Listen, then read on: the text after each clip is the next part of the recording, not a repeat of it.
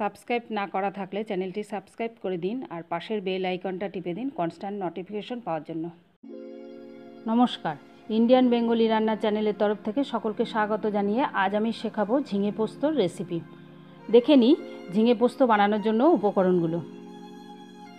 লাগছে ঝিঙে কুচি, পোস্ত, পেঁয়াজ কুচি, কালো জিরে, লবণ, হলুদ গুঁড়ো, চিনি। এবার দেখে নিই এটা কিভাবে তৈরি করব। একটা কড়াই গরম করতে দিয়েছি, তাতে 4 চামচ মতো সর্ষের তেল দেবো। সর্ষের তেল ভালো করে গরম হলে হাফ চামচ কালো জিরে দেবো। এরপর একটা বড় পেঁয়াজ কুচিয়ে এর মধ্যে দিয়ে দেবো। এবার পেঁয়াজ কুচি আর কালো জিরে ফোড়নের সাথে বেশ ভালো করে নাড়াচাড়া করে ভেজে নেব।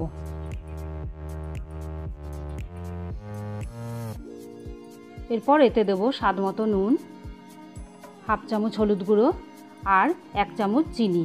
এই রান্নাটা একটু মিষ্টি মিষ্টি হবে বলে চিনির পরিমাণটা একটু বেশি দিয়েছি। দিয়ে ভালো করে নাড়াচাড়া করে নেব। এবার পেঁয়াজটা ভালো করে ব্রাউন করে ভেজে নেব। বেশি ভাজবো না, পেঁয়াজের মিষ্টি ভাবটা চলে যাবে। এরপর কুচানো ঝিঙেগুলো এর মধ্যে দিয়ে দেব।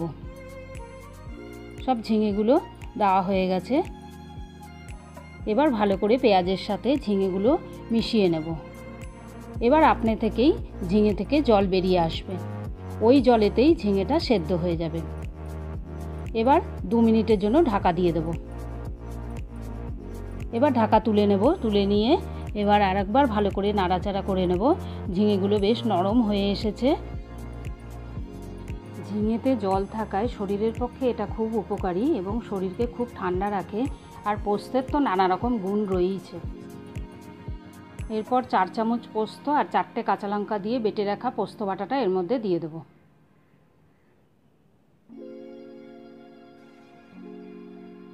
এবার পোস্তটা দিয়ে বেশ ভালো করে ঝিঙের সাথে মিশিয়ে নেব। এই ঝিঙে পোস্তের রেসিপিটা গরম ভাতে অসম্ভব ভালো লাগবে এবং খুব অল্প সময়ে এটা তৈরি হয়ে যাবে।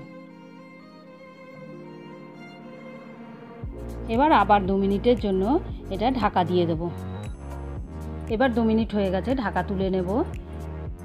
এবার ঢাকাটা তুলে নিয়ে বেশ ভালো করে পোস্তটা নাড়াচাড়া করে নেব। এবার 1 মিনিট শুকনো অবস্থাতেই, মানে ঢাকা ছাড়া অবস্থাতেই এটা নাড়াচাড়া করব, যাতে ঝিঙের জলটা শুকিয়ে যায়। ঝিঙে পোস্ত জলটা শুকিয়ে গেছে। এবার পোস্তটা মাখো মাখো হয়ে গেছে। এবার বুঝতে হবে যে আমাদের রান্নাটা প্রায় শেষ। এবার গ্যাস অফ করে একটা সার্ভিং প্লেটে নামিয়ে নেব। যদি আপনাদের এই রান্নার ভিডিওটি ভালো লেগে থাকে তাহলে ভিডিওটি লাইক, শেয়ার ও কমেন্ট করুন।